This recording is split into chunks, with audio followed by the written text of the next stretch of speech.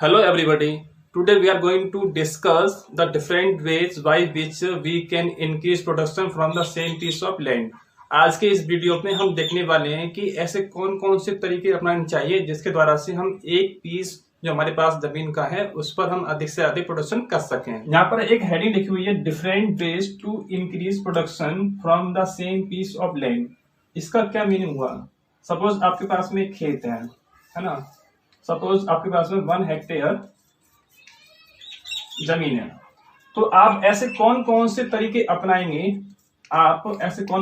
अपनाएंगे जिसके द्वारा से इस खेत में अधिक से अधिक प्रोडक्शन हो सके। ये इस हेडिंग का मीनिंग है। दूसरी बात, इंडिया में जो जमीन है वो कम है, लोगों के पास में जमीन कैसी कम है ना, और यहाँ पॉपुलेशन कैसी ज्यादा है। तो हमें ऐसे तरीके अपनाने चाहिए जिससे कम जमीन पर अधिक से अधिक प्रोडक्शन हो सके। तो आपकी हेडिंग ये कह रही है कि ऐसे कौन कौन से तरीके अपनाएंगे आप जिससे कम जमीन पर आप अधिक से अधिक प्रोडक्शन कर सकेंगे, उसी जमीन के ऊपर से आप अधिक से अधिक प्रोडक्शन कर सकेंगे। तो इस हेडिंग के ऊपर 2 तरह के क्वेश्चन बनते हैं। फर्स्ट क्वेश्चन होगा आपका, what are the different ways to increase production from the same piece of land। यहाँ पर एक क्वेश्चन और बनेगा और यहाँ पूछा जाएगा पालमपुर में किसान लोगों ने क्या किया था जिससे उनकी जमीन पर अधिक से अधिक प्रोडक्शन हो सका था, है ना। तो क्वेश्चन क्या होगा आपका, how the farmers of the village Palampur became able to produce more from the same piece of land. जो आपके 2 तरह के क्वेश्चन है, दोनों का आंसर हम यहाँ पे देखने की कोशिश करेंगे। अब इसका आंसर हम कैसे दे सकते हैं? सपोज एक फार्मर है और उसके पास में 1 हेक्टेयर खेत है ना। तो अब वो फार्मर ऐसे कौन कौन से तरीके अपनाएगा जिससे उस खेत में अधिक से अधिक प्रोडक्शन हो सके। तो उसे उस खेत पर अधिक से अधिक क्रॉप ग्रो करनी चाहिए, उसे 2 या मोर देन 2 क्रॉप ग्रो करनी चाहिए, और इसे हम कहते हैं मल्टीपल क्रॉपिंग। तो फर्स्ट पॉइंट आपका क्या होगा, मल्टीपल क्रॉपिंग। इसमें एक वर्ड जुड़ा हुआ है मल्टी। मल्टी का मतलब होता है बहुत सारी। तो मल्टीपल क्रॉपिंग का मतलब क्या हो जाएगा, to grow more than 1 crop. यानी कि एक फार्मर को 2 या 2 से अधिक क्रॉप ग्रो करनी चाहिए। अगर कोई फार्मर 2 या 2 से अधिक क्रॉप ग्रो करता है उसे हम कहते हैं मल्टीपल क्रॉपिंग। तो एक फार्मर जब 1 से अधिक क्रॉप ग्रो करेगा तो उसी जमीन पर, जमीन तो उसके पास में उतनी थी, तो उसी जमीन पर प्रोडक्शन कैसा होगा, हाई हो जाएगा।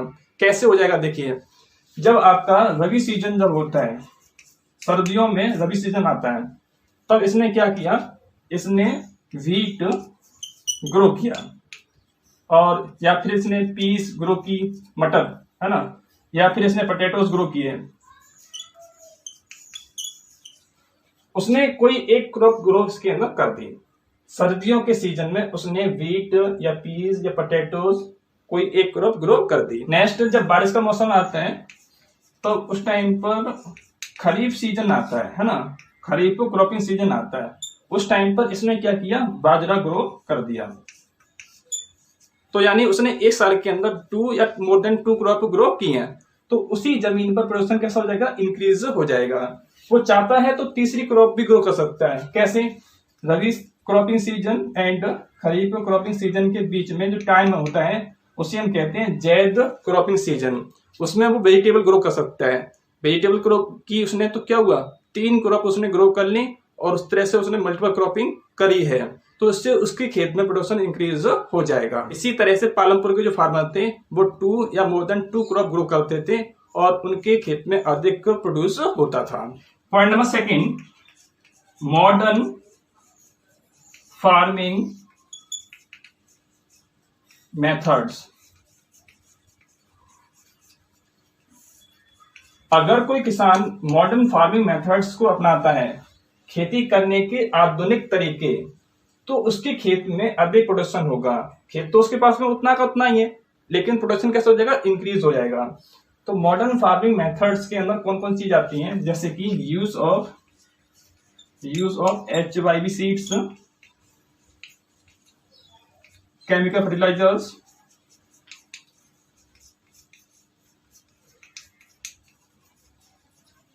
Pesticides and use of machines. Use of machine जैसे कि ट्रैक्टर्स, हार्वेस्टर, कंबाइंस, etc। खेती करने के 2 तरीके होते हैं, एक होता है मॉडर्न फार्मिंग मेथड्स, एक होता है ट्रेडिशनल मेथड। ट्रेडिशनल, पहले के जमाने में लोग ट्रेडिशनल मेथड का इस्तेमाल करते थे। मान लो सपोज पहले ट्रेडिशनल मेथड को यूज करता था और उसने खेत के अंदर कोई भी HYV सीड इस्तेमाल नहीं किया, उसने पुराने जमाने के जो बीज होते थे, जिसे हम कहते हैं ट्रेडिशनल सीड्स, उसका इस्तेमाल किया। ट्रेडिशनल सीड्स से प्रोडक्शन कम होता था, है ना। और उस टाइम पर जो मशीन होती थी, जैसे कि फावड़ा या फिर खुरपी या फिर हल, उनका इस्तेमाल करता था, है ना। उसने कोई मॉडर्न मशीन इस्तेमाल नहीं की, या उस टाइम पर जो आपकी काव डंग होता था उनका इस्तेमाल किया। तो इन सब चीजों का इस्तेमाल करने से खेत में प्रोडक्शन कैसा होता था, कम होता था। आज के जमाने में जो लोग हैं मॉडर्न फार्मिंग मेथड का इस्तेमाल करते हैं, इससे खेत में अधिक से अधिक प्रोडक्शन हो सकता है। इसके अंदर लिखा हुआ है use of HYV seeds. HYV seed का मतलब क्या होता है, इसे हम कहते हैं हाई यील्डिंग वेराइटीज, ऐसी वेराइटीज जिससे से अधिक प्रोडक्शन होता है। सपोज मान लीजिए जी आपका एक प्लांट है और जी आपका HYV सीड का प्लांट है ना, और जी आपका प्लांट जो है वो ट्रेडिशनल सीड।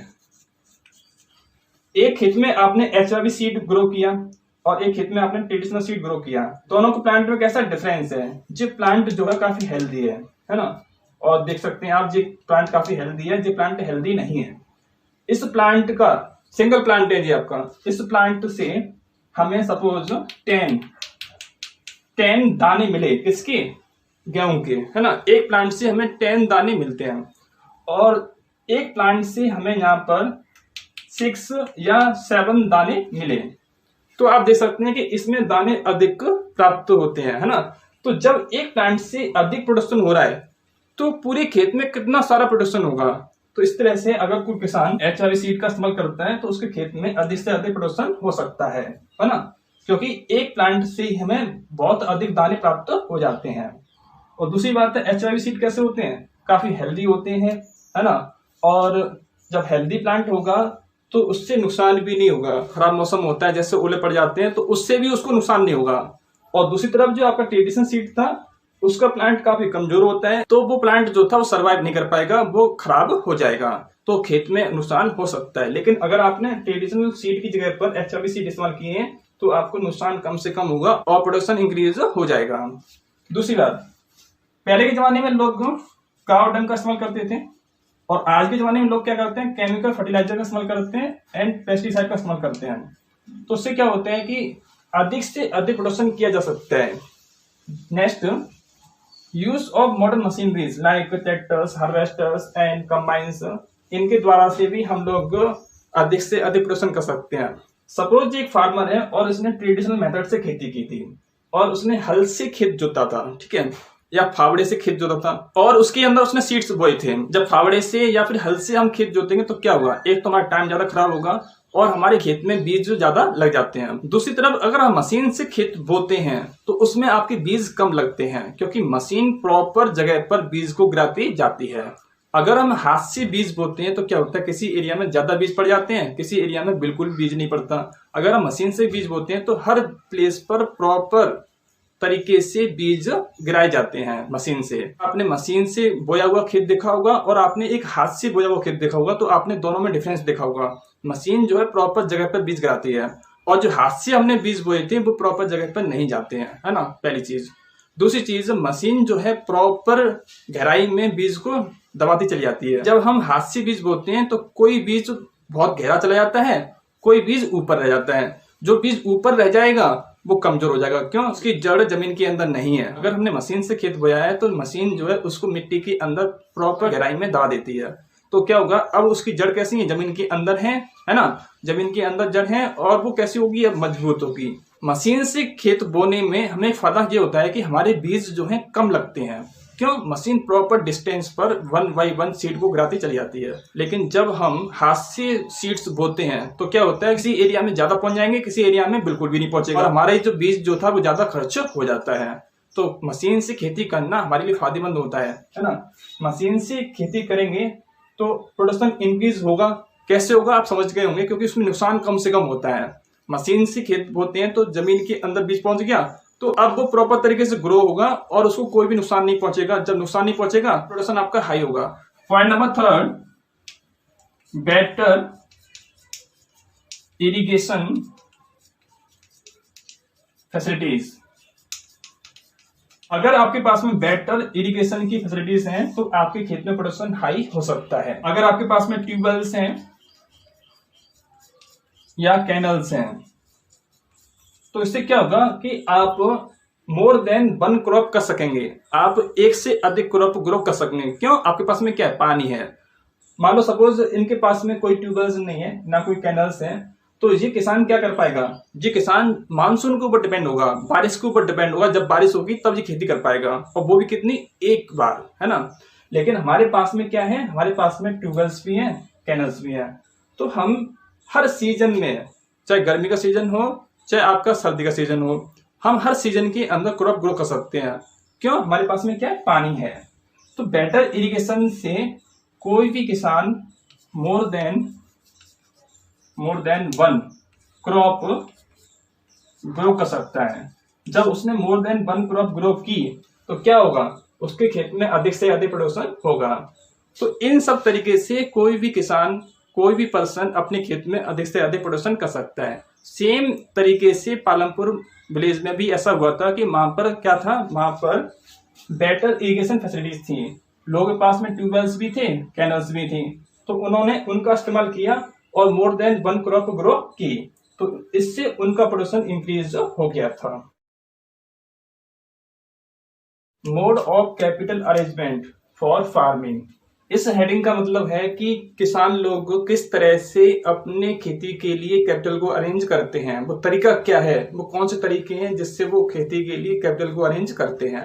इस हेडिंग के ऊपर एक क्वेश्चन भी बनता है। क्वेश्चन क्या होगा आपका, how do the medium and large farmer obtain capital for farming.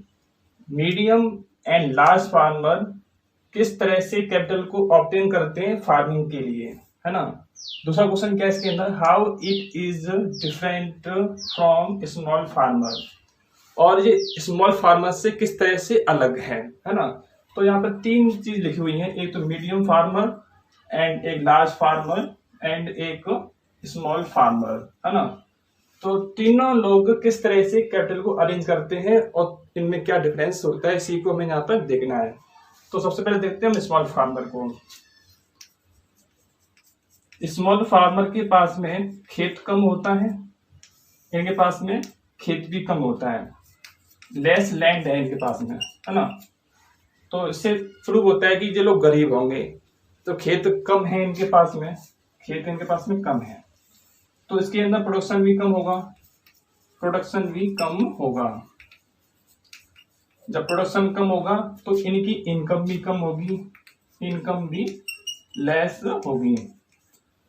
खेत कम है, इनकम भी कम होगी, क्योंकि इनके अंदर प्रोडक्शन कम हुआ है। इनकम कम होने की वजह से इनके पास में कोई सेविंग नहीं होती। सेविंग का मतलब क्या है, इनकी बैंक में कुछ भी नहीं होगा, है ना। और इनका 1 साल का खर्चा बड़ी मुश्किल से चलेगा।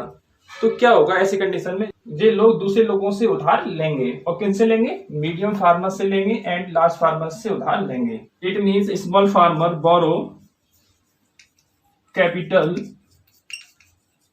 From medium farmer and large farmer. Okay, अब हम बात करते हैं मीडियम एंड लार्ज फार्मर की। मीडियम एंड लार्ज फार्मर के पास में खेत जो होगा वो बड़ा खेत होगा। मीडियम फार्मर के पास में एंड लार्ज फार्मर के पास में खेत कैसा है, बड़ा खेत है ना। तो इनके पास में प्रोडक्शन भी कैसा होगा, प्रोडक्शन इनका हाई होगा, प्रोडक्शन इनका हाई होगा। जब प्रोडक्शन इनका हाई होगा तो इनकम भी इनकी हाई होगी, इनकम भी इनकी हाई होगी। जब इनकम इनकी हाई होगी तो इनके पास में क्या होगा, बैंक में पैसा भी होगा। इट मीन्स जो मीडियम एंड लार्ज फार्मर हैं, मीडियम एंड लार्ज फार्मर अपने लिए कैपिटल कहां से लेते हैं, ये कैपिटल लेते हैं सेविंग्स से। इनके पास में जो सेविंग्स होती है उनसे इस कैपिटल को अरेंज करते हैं नेक्स्ट ईयर खेती करने के लिए। पहली बात, अगर इन्हें थोड़ा सा पैसा और चाहिए तो ये पैसा किसी से उधार नहीं लेते बल्कि बैंक से लेते हैं, है ना।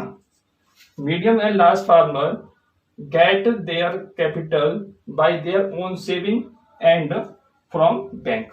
दो जगह से लेते हैं, एक तो उनकी खुद की सेविंग एंड दूसरा बैंक। अब इनमें डिफरेंस क्या है, जो स्मॉल फार्मर ने बोरो किया था मनी, जो बोरो किया था कैपिटल किससे, मीडियम फार्मर से एंड लार्ज फार्मर से। तो मीडियम फार्मर ने एंड लार्ज फार्मर ने उनसे बहुत अधिक इंटरेस्ट लिया था। इट मींस स्मॉल फार्मर ने जो कैपिटल बोरो की है उस पर उसे हाई इंटरेस्ट पे करना होगा और वो इंटरेस्ट काफी ज्यादा होती है। अगर वो उसको पे नहीं कर पाएगा तो वो डेप्ट ट्रैप में फंस जाएगा। डेप्ट ट्रैप का मतलब क्या होता है, कर्ज का जाल। एक बार जब उसने पैसा नहीं चुका पाएगा तो फिर उसके ऊपर कर्जा बढ़ता जाएगा और मजबूरन उसको अपना खेत बेचना पड़ेगा और पहले से और गरीब हो जाएगा। दूसरी तरफ मीडियम फार्मर ने एंड लार्ज फार्मर ने जो कैपिटल लिया था किससे, बैंक से। तो बैंक जो चार्ज करती है इनके ऊपर इंटरेस्ट वो काफी लो होता है। तो मीडियम फार्मर एंड जो लार्ज फार्मर होते हैं वो उस इंटरेस्ट को इजीली पे कर देते हैं। क्यों, क्योंकि इन्होंने जो बैंक से कैपिटल बोरो किया है उस पर काफी कम इंटरेस्ट होता है। तो इस तरह से इनके ऊपर कोई नुकसान नहीं पड़ता। तो आज के इस टॉपिक के अंदर आपने देखा स्मॉल फार्मर कहाँ से कैपिटल बोरो करते हैं and medium farmer and large farmer कहाँ से कैपिटल को बोरो करते हैं।